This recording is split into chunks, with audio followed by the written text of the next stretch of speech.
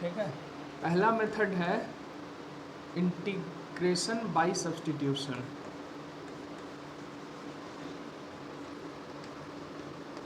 Bye substitution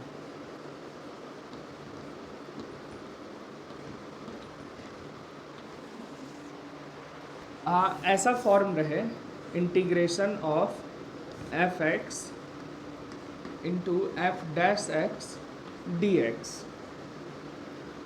ठीक है, integration of f x into f dash x D x. अगर ऐसा फॉर्म है हमारे पास तो हम इसको कैसे इंटीग्रेट करेंगे? तो अब मतलब F x F dash x क्या है, इसका डिफ्रेंशिएशन है बेसिकली। तो कैसे इंटीग्रेट करेंगे? तो देखो, अगर हम अगर हम एफ एक्स को कुछ मान लें, let us it is T, ठीक है, तो एफ डैश एक्स क्या हो जाएगा, एफ डैश एक्स क्या हो जाएगा, एक्स के रिस्पेक्ट में डिफ्रेंशिएट कर रहे हैं, तो यहाँ D T by d x हो जाएगा, होगा, और डी एक्स इधर से उठा के मल्टीप्लाई में आएगा, तो F dash X into D x is equal to D T आ जाएगा। ये समझ आया सबको? फ़ायदा क्या हुआ, इसको हम लोग इक्वेशन 1 को इसको आई बोल देते हैं, यानी कि आई को हम लोग क्या लिख सकते हैं, इंटीग्रेशन ऑफ, इसको टी लिख दें और इसको डी टी लिख दें इक्वेशन 2 से, है ना, डी टी हो गया। और अब देखो ऐसा वेरिएबल बन गया जो बहुत इजी हो गया हमारे लिए, टी का पावर 1, इसका इंटीग्रेशन क्या हो गया, टी का पावर 2 बाई 2 प्लस सी, और टी हमने किसको माना था, एफ एक्स को, तो यहाँ हो गया एफ एक्स का पावर 2 बाई 2 प्लस सी, यही आंसर हो जाएगा। अगर इस फॉर्मेट में जहाँ मिला, मतलब इस फॉर्मेट में कई बार दिखेगा नहीं, लेकिन हम मान लें, यानी कि कुछ को किसी चीज़ को हम टी कंसीडर कर लें, तो क्वेश्चन आसानी से सॉल्व हो जा रहा है हमारा। ठीक है, अब हम लास्ट क्लास में एक प्रॉपर्टी पढ़े थे कि if f x integral of f x D x is equal to, अगर जी एक्स है ना, तो integral of f of A x plus b d x क्या हो जाएगा, g a x plus b, और x का कोफिशिएंट से डिवाइड करते हैं, यही होता है ना। ये प्रॉपर्टी लास्ट क्लास में हम लोग लिखे थे, ये और कुछ नहीं, यही चीज़ है। देखो, अगर मान लो इसको इंटीग्रेट करना है, ठीक है, अगर हम इसको इंटीग्रेट करना चाहते हैं तो लेटस ए एक्स प्लस बी को अगर हम लोग टी एज्यूम कर लें, इसका एग्जाम्पल है, ठीक है, अगर इसको टी एज्यूम कर लें तो बोथ साइड एक्स के रिस्पेक्ट में डिफ्रेंशिएट करो, इस साइड ए बचेगा और इस side D T by d x बचेगा, ठीक, डी एक्स इधर जाएगा और ए नीचे आ जाएगा, D x is equal to D T by A बन जाएगा, इक्वेशन 2 हो जाएगा। अगर ये इक्वेशन 1 था तो, सॉरी ये इक्वेशन 1 था, मतलब इसी को इक्वेशन 1 माने हमने, ठीक है। तो आई इज इक्वल टू फिर क्या आ जाएगा हमारा, F of T, F of T ये आई है, अगर F of T D x के जगह डी टी बाई ए करना पड़ेगा, डी टी बाई ए हो जाएगा, समझ आया? अब देखो integral of f t D t क्या हो जाएगा, integral of f x D x g x है, तो integral of f t D t क्या हो जाएगा, जी टी हो जाएगा, जी टी प्लस सी, तो ऊपर में आ गया 1 बाई ए जी टी और प्लस सी बाई ए होगा, तो सी ही उसको लिख दो, कॉन्स्टेंट हो जाएगा। तो देखो ए से डिवाइड हो गया ना, और टी के जगह पुट करो तो क्या आ गया, G of A x plus B by A plus C. देखो ए के एक्स के कोफिशिएंट से डिवाइड हो गया ना, यही प्रॉपर्टी पढ़े थे ना, उसका डेरिवेशन यहाँ है, समझ आया? नोट करो, जैसे एक क्वेश्चन है, integration of cos 3x plus 1 dx, ठीक है, तो देखो इसको इंटीग्रेट करना है, तो 3x प्लस 1 को अगर हम t बोल दें तो 3 is equal to D T by d x, या 3dx is equal to D t, 3 हटा दो, डी टी बाई 3, है ना, तो i इज इक्वल टू क्या हो जाएगा हमारे पास, cos t डी टी और by 3 which is equal to sine t by 3 plus c which is equal to sine of 3x plus 1/3 plus C. देखो एकदम हूबहू वही चीज़ आया है ना उसी। तो हम इसको डायरेक्टली भी याद रखना, जब लीनियर हो तो डायरेक्टली ये लिख सकते हैं, कोई दिक्कत नहीं। हाँ, डायरेक्टली उस प्रॉपर्टी का यूज़ करके क्या आएगा इसका, देखो x into sine x square है ना, अगर हम एक्स स्क्वायर को t मान लें, X square is equal to T, तो 2x dx is equal to D T हो जाएगा, यानी x dx is equal to D T by two हो जाएगा। x into D X D T by two हो गया, तो आई हमारे पास क्या आया, integral of sine T D T आ गया और बाई टू आ गया, है ना। फ़ायदा क्या हुआ, साइन टी का हो गया minus cos T by two plus C, which is given by minus cos X square by two plus C. यही आंसर आ गया हमारे पास, है ना। समझ आया कैसे टी मानने का फ़ायदा है वहाँ पर। हाँ, इसी तरह अगर ऐसा है, I is equal to integration of sine log x by X D X, हाँ इसका क्या हो जाएगा, log x को अगर हम t मान लें तो क्या हो जाएगा, i is equal to 1/x dx is equal to D T, तो 1/x dx बाई एक्स तो dt है, तो i हो गया हमारे पास integration of sine t dt, और साइन का तो हम जानते हैं minus cos t plus C होगा, और t के जगह minus cos log x put कर दो, यही आंसर वो वाला बना। अच्छा एक चीज़ ऑब्जर्व करो, नीचे का डिफ्रेंशिएशन ऊपर वाला है, साइन का क्या होगा cos x, तो 4 cos x है, और माइनस 3 cos x का प्लस 3 sin x आ जाएगा, है ना। तो नीचे वाले को अगर हम t मान लें तो ऊपर इतना into D X D T बन जाएगा। हाँ, तो 4 sin x minus 3 cos x को अगर हम लोग t मान लें, ठीक, तो ये क्या हो गया 4 cos x plus 3 sin x into D x is equal to D t बनेगा, ठीक है। और ऊपर वाला तो डी टी बन गया, तो आई इज इक्वल टू आ गया D T by T, 1/t का log t होता है, ठीक है, वरना जीरो वो मीनिंगलेस आएगा, log t plus C which is equal to log of 4 cos x 4 sin x minus 3 cos x plus, यही आंसर। जब भी नीचे वाला का डिफ्रेंशिएशन ऊपर वाला होगा, इसको t मान लो 1/t, उसका log ऑफ नीचे वाला आंसर आ जाता है। अगर इसको t मान ले तो tan इनवर्स x, इसका क्या हो जाएगा 2/1 plus x square d x is equal to D t, 2 यहाँ से हटा दो, डी टी बाई टू, तो 1/dx by 1 plus x square is equal to D T by two हो जाएगा। तो आई इज इक्वल टू हमारे पास होगा e to the power t और डी टी बाई टू, तो इसका आंसर हो गया e to the power t by two plus C which is equal to e to the power 2 tan inverse x plus C, ठीक है, यही answer हो जाएगा।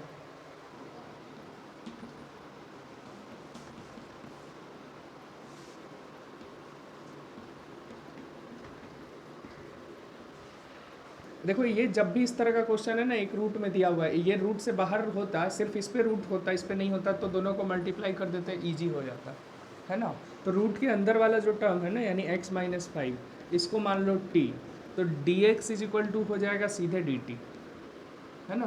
तो I is equal to put करने में क्या दिक्कत आ रहा है, x को क्या पुट करें, t के टर्म्स में हमको सब सेम वेरिएबल में लिखना होगा, तो x is equal to 5 plus t हो जाएगा, है ना। तो यहाँ पे हो गया t प्लस 5, क्योंकि हमने जो माना है उससे ये x का वैल्यू आया, ठीक। Under root t D T, इसका फ़ायदा क्या है ना, integration t under root T plus 5 under root T D T आ गया। तो दोनों को इंडिविजुअली अगर करें तो t का power 1/2 plus 1 3/2 d t plus 5 integral root T D t, अब दोनों को अलग अलग इंटीग्रेट कर दो।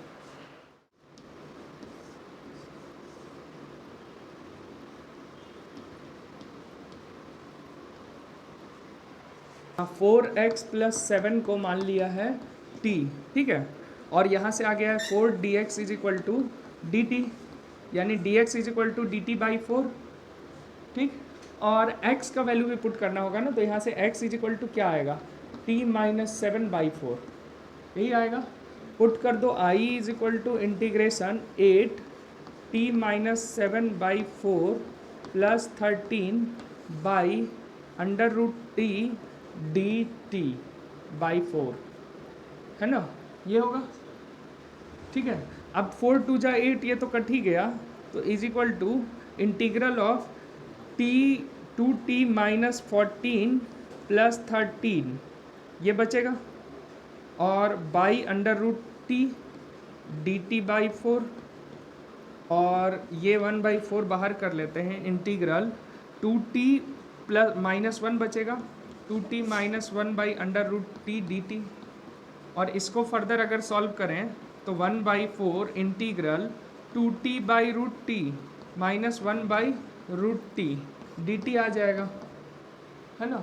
और फिर इसको आगे बढ़ाएं तो 1/4 इंटीग्रल ऑफ 2t का पावर रूट टी है, रूट टी बार में ये कट जाएगा, तो 2 रूट टी हो जाएगा, और माइनस 1 बाई रूट टी हो जाएगा, ठीक है।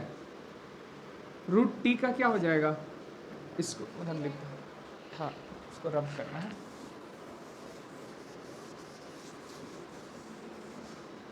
तो ये क्या हो जाएगा, इसको अगर आगे बढ़ाएं 1/4 इंटीग्रल ऑफ 2 रूट 2t का power half d t minus t का power minus half d t, यही हो जाएगा ना। 1/4 इंटीग्रल 2 तो बाहर आ गया, और t का power 1/2 plus 1 3/2 by 3/2 minus t का पावर 1/2 बाई 1/2 प्लस c, ये हो जाएगा। इसको सिंप्लीफाई कर देंगे, समझ आया, ये एक तरीका था। दूसरा हमको एक नज़र आया, अगर यहाँ टी स्क्वायर मान लेना तो और इजी हो जाएगा, रूट का झंझट खत्म हो जाएगा। देखो ये मिटा दें, 1 प्लस 2x dx, देखो करके, हाँ इसको टी स्क्वायर मान लिए, तो 1 plus 2x is equal to t square, तो 2 dx is equal to 2t dt, 2 से 2 कट गया, dx is equal to t dt। फ़ायदा क्या हुआ, x is equal to integration x is equal to t square minus 1/2 का whole cube by, और t dt t d, अच्छा ये t बचेगा, यहाँ t dt होगा, तो देखो t कैंसिल आउट, ये इजी बन गया, है ना।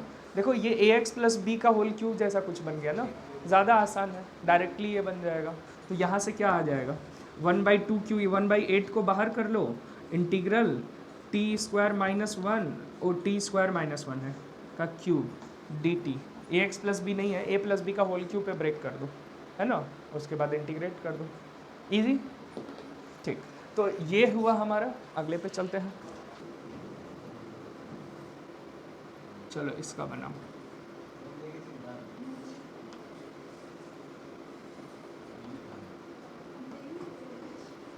चलो इसको पहले रेशनलाइज कर देंगे, वेरी गुड, इसको रेशनलाइज कर दो, तो अंडर रूट एक्स प्लस 1 और plus under root x by under root x plus 1 plus under root x. फ़ायदा क्या है, ऊपर में under root x plus 1 plus root x आ गया, और नीचे में x प्लस 1 माइनस एक्स यानी कि 1 आ गया, ठीक है।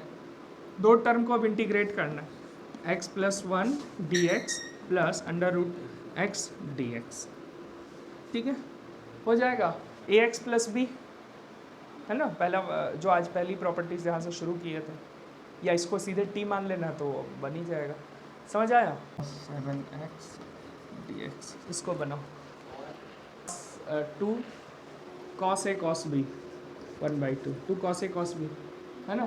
तो क्या होता है इसका formula, cos of 4x plus 7x/2 plus plus या माइनस प्लस, अच्छा हाँ, कॉस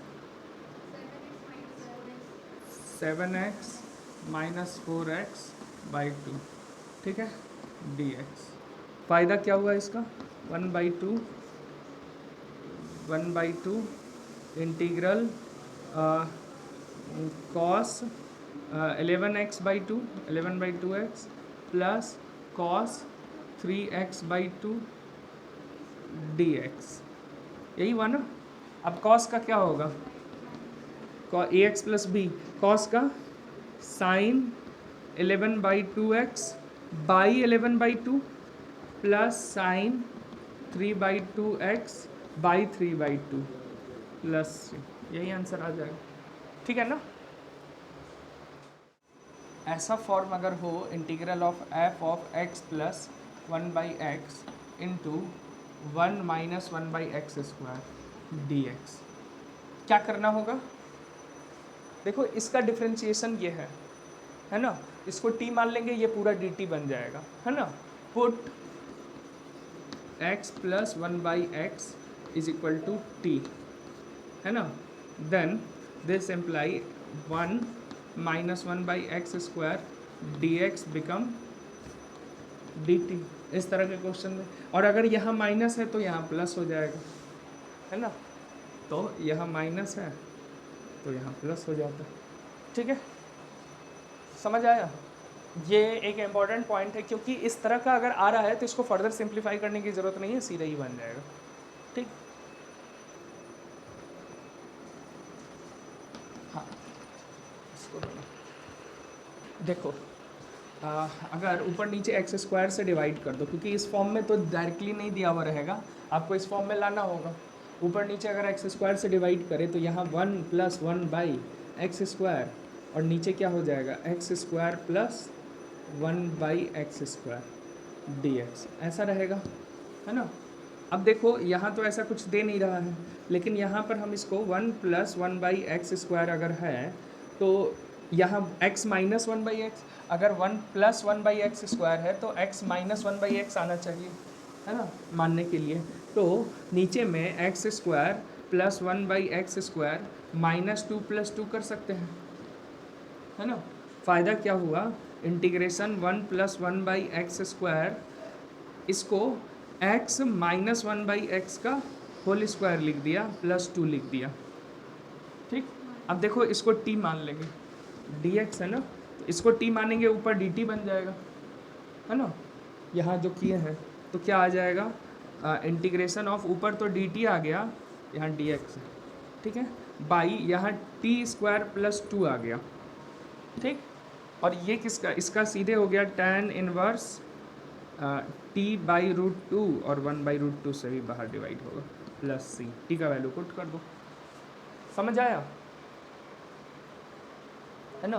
तो ये हमने क्या किया, करके देखा कि x² से डिवाइड करेंगे, अगर ऐसा बन गया है कुछ तो पक्का इसको फिर हम उस फॉर्म में लिख सकते हैं, है ना। x² plus minus 1 dx by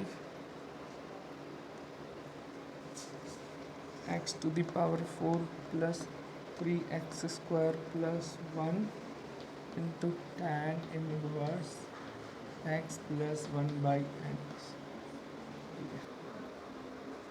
ना ऊपर नीचे x², देखो x प्लस 1/x है, कुछ तो मान सकते हैं, है ना। हाँ, x² से ऊपर नीचे डिवाइड कर दो, ये ठीक है, तो यहाँ आ जाएगा 1 माइनस 1/x² dx, इजी आ गया ऊपर। तो नीचे में क्या हो जाएगा, यहाँ हो जाएगा x² प्लस 3 ना, प्लस 1/x, अच्छा 1/x² को इधर कर लो, प्लस 3 को ना 2 प्लस 1 कर लेते हैं, ठीक, tan inverse x plus 1/x, ठीक। फ़ायदा क्या हुआ, 1 माइनस 1/x² dx बाई, ये हो गया कितना, इन तीनों को x प्लस 1/x प्लस 1 ठीक है ना, into tan inverse x plus 1/x। अब x प्लस 1/x को t मान लेते हैं। कुछ छूट रहा है क्या? होल स्क्वायर होगा ना, हाँ ठीक है, ये हो गया। अब t माने तो ऊपर तो dt बन गया, ठीक। x प्लस 1/x को t माने तो 1 माइनस 1/x स्क्वायर आया ना, 1 minus 1/x square dx, x plus 1/x is equal to T, तो 1 माइनस 1/x स्क्वायर इसका डिफ्रेंशिएशन हुआ dt/dx, dx इधर आया इज इक्वल टू dt बन गया, है ना। तो न्यूमरेटर में dt हुआ, डिनोमिनेटर में क्या हुआ, T square 1 plus t square लिख देते हैं, T square into tan inverse T. Again अब क्या करेंगे, दिख रहा है,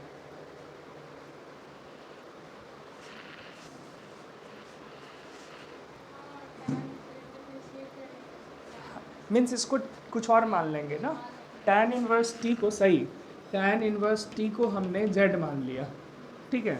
तो ये आ गया 1/1 plus t square d t is equal to d z, है ना।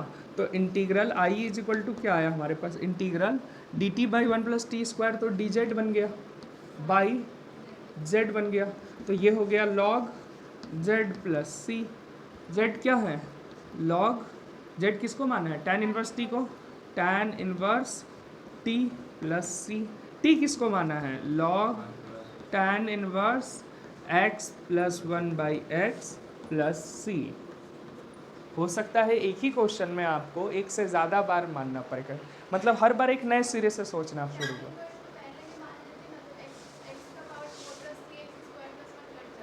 कट जाता, अच्छा इसको हम t मान लेते हैं पूरे को, तो तुम कह रहे हो tan inverse x plus 1/x is equal to t, इसका हो जाता 1/x प्लस 1/x का whole square plus 1 into x minus 1/x square d x is equal to D t, ठीक। ये अच्छा फिर यही आ जाएगा, हाँ इसको डायरेक्ट भी मान सकते थे, सही, हाँ उससे भी जल्दी हो जाएगा, मतलब इस स्टेप के बाद सीधे इसको भी मान लेते तो हो जाता। 2 बार मानने का मतलब है कि आपने एक बार कहीं अधूरा माना है, ऐसे भी आप देख सकते हो, समझ आया ना। तो इस तरीके से आप बना सकते हैं, ठीक है। तो यही है हमारा इंटीग्रेशन बाय सब्स्टिट्यूशन। हमने क्या किया, इंटीग्रेशन बाय सब्स्टिट्यूशन क्यों नाम दिया, हमने क्या किया, किसी चीज़ को सब्स्टिट्यूट कर लिया, किसी दूसरे वेरिएबल में मान लिया, ताकि क्वेश्चन आसानी से सॉल्व हो जाए, है ना। तो इसी प्रोसेस को हम लोग कहते हैं इंटीग्रेशन बाय सब्स्टिट्यूशन, ठीक है। इसका होमवर्क ग्रुप में भेज देंगे, ठीक है। और अगले क्लास में आप देखेंगे कि सब्स्टिट्यूशन जहाँ काम नहीं कर रहा है, फॉर एग्जांपल ऐसा हो sine x into sine x का इंटीग्रेट, अब क्या करेंगे, अब मान नहीं सकते, अब मानेंगे तो क्या करेंगे, फंसेंगे, है ना, dx, क्योंकि x को t मानेंगे तो फिर dx is equal to dt बनेगा, ये x t आ जाएगा, t साइन t आ जाएगा फिर से। अगर कोई कहे कि x को t मान ले तो ये आ जाएगा, फिर से वही चीज़ आ गया, t साइन t dt, फिर वही चीज़ आ गया, तो मान के कोई फ़ायदा ही नहीं हुआ। पूरे को मान लेंगे तो साइन t बन जाएगा cos t, है ना, और फिर इस x को t में कन्वर्ट करने के लिए साइन इनवर्स t लिखना पड़ेगा, sine inverse t into cos T, और कॉम्प्लेक्स बन गया, है ना। तो बेसिकली ये फॉर्म हो गया हमारा जिसमें आप u इंटू वी पर हम बात कर रहे हैं, ये फॉर्म हमारा हो गया जिसमें हम u इंटू वी पे बात कर रहे हैं ना, u इंटू वी का फॉर्म लगा रहे हैं। एक तरह से जब प्रोडक्ट ऑफ टू फंक्शन है और हम उसको कैसे इंटीग्रेट करें, ये क्वेश्चन उसका बन गया अब, है ना। तो इसको हम लोग कहते हैं इंटीग्रल बाई पार्ट्स, ठीक है। इसको हम लोग इंटीग्रल बाई पार्ट्स को अब अगले क्लास में देखेंगे, यही हमारा अगला टॉपिक होगा, ठीक है। चलो।